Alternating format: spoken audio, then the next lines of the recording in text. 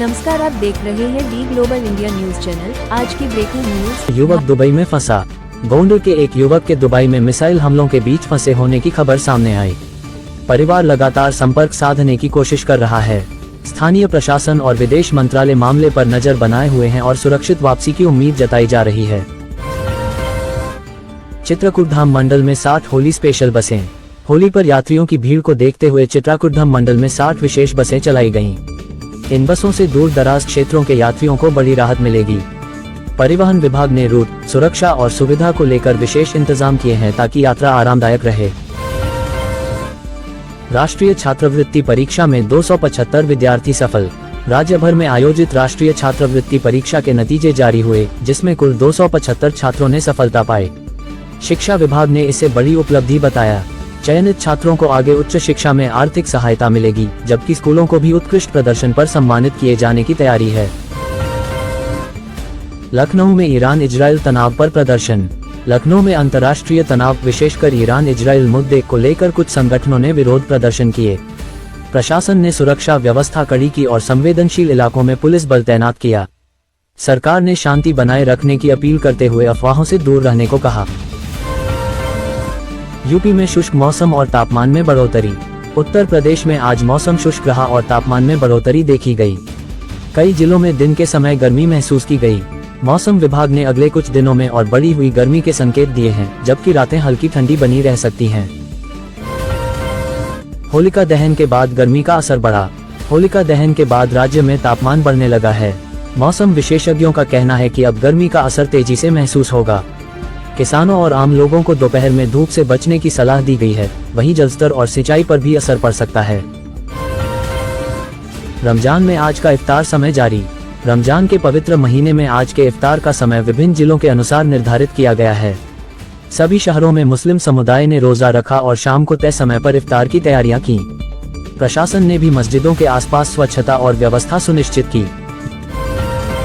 UP के सरकारी school 4 मार्च तक बंद। होली पर्व के कारण अब गवर्नमेंट स्कूल्स 4 मार्च तक बंद रहेंगे। स्कूलों को छुट्टियों से पहले आवश्यक शैक्षिक कार्य पूर्ण करने के निर्देश दिए गए हैं। बच्चों और अभिभावकों को भी त्योहार के दौरान सुरक्षित रहने और समय पर स्कूल लौटने की अपील की गई है।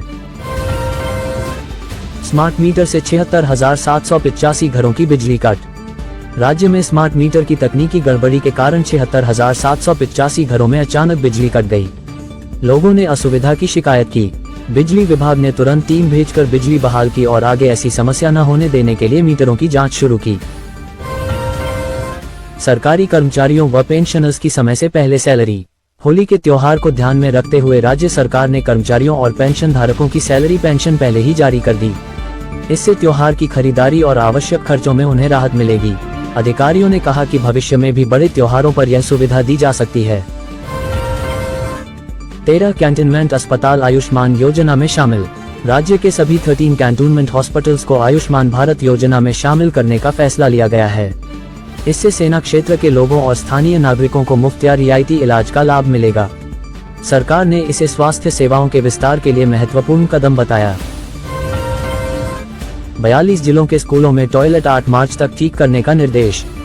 सरकार ने 42 जिलों में स्थित सरकारी स्कूलों के खराब शौचालयों को 8 मार्च तक पूरी तरह ठीक करने का आदेश दिया है। शिक्षा विभाग की टीम नियमित निरीक्षण करेगी। स्वच्छता सुधारने के लिए फंड भी बढ़ाया गया है ताकि बच्चों, खासकर बालिकाओं को बेहतर सुविधाएं मिलें। YEIDA क्षेत्र में जापान सिटी प्रोजेक्ट प्रस्तावित। यमुना एक्सप्रेसवे औद्योगिक विकास प्राधिकरण YEIDA ने जापान सिटी प्रोजेक्ट का प्रस्ताव दिया है। इसका उद्देश्य जापानी कंपनियों को निवेश के लिए आकर्षित करना है। प्रोजेक्ट से रोजगार, उद्योग और बुनियादी ढांचे में बड़े बदलाव की उम्मीद की जा रही है। यूपी का $1 ट्रिलियन अर्थव्यवस्था लक्ष्य। उत्तर प्रदेश सरकार ने $1 ट्रिलियन की अर्थव्यवस्था बनाने के लिए नई रणनीति तैयार की है। इसमें औद्योगिक निवेश बढ़ाने, सड़क कनेक्टिविटी सुधारने और बड़े इंफ्रास्ट्रक्चर प्रोजेक्ट शुरू करने पर जोर दिया गया है। रोजगार के अवसर बढ़ाने के भी कई प्रस्ताव शामिल किए गए हैं। आंगनवाड़ी केंद्रों के सुधार का नया रोड मैप। मुख्यमंत्री ने सभी जिलों को निर्देश दिया है कि आंगनवाड़ी केंद्रों का नया विकास प्लान तैयार किया जाए। इसमें भवन, बच्चों के पोषण, स्मार्ट क्लास और हेल्थ चेकअप सुविधाएं शामिल होंगी। योजना का उद्देश्य ग्रामीण क्षेत्रों में बच्चों और महिलाओं की सेवाओं को मजबूत बनाना है। गाजियाबाद में यूट्यूबर सलीम पर हमले का आरोपी ढेर। गाजियाबाद के लोनी क्षेत्र में यूट्यूबर सलीम पर हमले के मुख्य आरोपी की पुलिस मुठभेड़ में मौत हो गई। आरोपी ने गिरफ्तारी से बचने की कोशिश की थी। घटना के बाद इलाके में सुरक्षा बढ़ाई गई और पुलिस मामले की पूरी जांच कर रही है। मुरादाबाद में जज के पिता की दिन दहाड़े हत्या।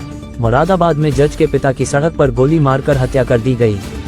वारदात से इलाके में सनसनी फैल गई। पुलिस ने आसपास के सीसीटीवी खंगाले और कई संदिग्धों को हिरासत में लिया है।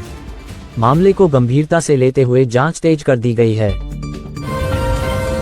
अलीगढ़ में 1.81 करोड़ की पाइपलाइन से जलभराव समाधान। अलीगढ़ में 1.81 करोड़ की लागत से नई ड्रेनेज पाइपलाइन बिछाई जा रही है। इससे लंबे समय से हो रहे जलभराव की समस्या खत्म होने की उम्मीद है। नगर निगम का दावा है कि बरसात से पहले ये काम पूरा कर दिया जाएगा। मेरठ में पर्यावरण क्लब की इको फ्रेंडली होली अपील। मेरठ के पर्यावरण क्लब ने जिले में लोगों से पानी की बचत और रसायन मुक्त रंगों के उपयोग की अपील की। क्लब ने स्कूलों और बाजारों में जागरूकता अभियान चलाया। उनका कहना है कि त्योहार मनाते समय प्राकृतिक संसाधनों की सुरक्षा सबसे जरूरी है। मुजफ्फरनगर में शिया समाज का प्रदर्शन। मुजफ्फरनगर में शिया समुदाय के लोगों ने अंतर्राष्ट्रीय मुद्दों को लेकर शांतिपूर्ण प्रदर्शन किया। प्रशासन ने प्रदर्शन स्थल पर सुरक्षा बढ़ाई और ट्रैफिक व्यवस्था दुरुस्त रखी। समुदाय के लोगों ने सरकारी प्रतिनिधियों को ज्ञापन भी सौंपा। यूपी में इंटरनेट बंद होने से 2500 जोड़ फ्लाइट टिकट रद्द। राज्य के कई हिस्सों में कुछ समय के लिए इंटरनेट बंद होने से 2500 से ज्यादा फ्लाइट टिकट रद्द हो गए। ट्रैवल एजेंटों और यात्रियों को भारी परेशानी हुई। एयरलाइंस ने रिफंड और रिस्केड्यूलिंग प्रक्रिया शुरू की है, जबकि समस्याओं की जांच प्रशासन कर रहा है। फसल नुकसान से परेशान किसान ने आत्महत्या का प्रयास किया। कृषि क्षेत्र में आलू और अन्य फसलों के नुकसान से परेशान एक किसान ने आत्महत्या का प्रयास किया। परिजनों ने उसे तुरंत अस्पताल में भर्ती कराया। प्रशासन ने घटना की जांच शुरू करके परिवार को सहायता देने का आश्वासन दिया है। खराब मौसम को नुकसान का कारण बताया जा रहा है। बैंक ऑफ बड़ौदा फर्जीवाड़े में और गिरफ्तारियां। बैंक ऑफ बड़ौदा में हुए 13 करोड़ रुपए के फर्जीवाड़े मामले में पुलिस ने 2 और लोगों को गिरफ्तार किया है। जांच टीम खातों और दस्तावेजों की गहन जांच कर रही है। अधिकारियों का कहना है कि जल्द पूरी साजिश का खुलासा किया जाएगा। अलीगढ़ आरटीओ अफसर और री निलंबित। अलीगढ़ आरटीओ ऑफिस के एक अफसर और एक री को कार्य में अनियमितताओं और शिकायतों के बाद निलंबित कर दिया गया। विभाग ने आरोप गंभीर बताते हुए विस्तृत जांच के आदेश दिए हैं। कार्रवाई से कार्यालय में हलचल मच गई है। नोएडा, लखनऊ सहित कई शहरों में पेट्रोल डीजल के नए रेट। नोएडा, लखनऊ और मेरठ सहित कई शहरों में आज पेट्रोल डीजल की नई कीमतें जारी हुई।